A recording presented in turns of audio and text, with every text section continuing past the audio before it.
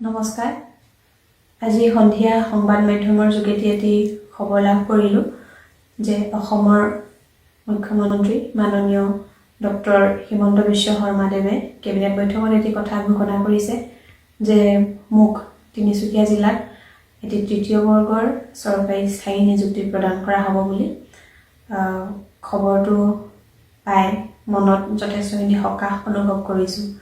যিহেতু যোৱা বছৰ 13 জানুৱাৰী তাৰিখ দিনাখনে মোৰ স্বামী গণশিল্পী ৰাজীৱ শদিয়াই শেষ নিশ্বাস ত্যাগ কৰিছিল আৰু আমাৰ পৰিয়ালৰ একমাত্ৰ উপাৰ্জনকাৰীজন যেতিয়া নোহোৱা হৈ গ'ল তেতিয়া মই মোৰ একমাত্ৰ পুত্ৰ সন্তান সৈতে গোটেই সমগ্ৰ পৰিয়ালটো দিশহাৰা হৈ পৰিছিলোঁ। আচলতে মোৰ সন্তানটিৰ মোৰ এক সুনিশ্চিত ভৱিষ্যতৰ বাবে যথেষ্টখিনি কষ্ট কৰিবলগীয়া হৈছে বা হ'ব অনাগত ভৱিষ্যতত ল'ৰাটোৰ পঢ়া শুনাকে আদি কৰি বিভিন্ন ক্ষেত্ৰত কেনেদৰেনো মই সকলোখিনি চম্ভালিম তাকে লৈ মই তেতিয়াৰ পৰা বহুত চিন্তিত হৈ আছিলোঁ।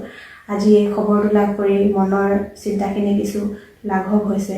এই হিচাপতে মই মাননীয় মুখ্যমন্ত্ৰী ডাঙৰীয়াক মোৰ আন্তৰিক ধন্যবাদ আৰু কৃতজ্ঞতা জ্ঞাপন কৰিছোঁ। আৰু যদি তেখেতে যি আজি ঘোষণা কৰিলে কথাটো হৈ উঠিলে মই অত্যন্ত সুখী হ'ম আৰু পুনৰবাৰ তেখেতক আন্তৰিক ধন্যবাদ আৰু কৃতজ্ঞতা জ্ঞাপন কৰিছোঁ। ধন্যবাদ।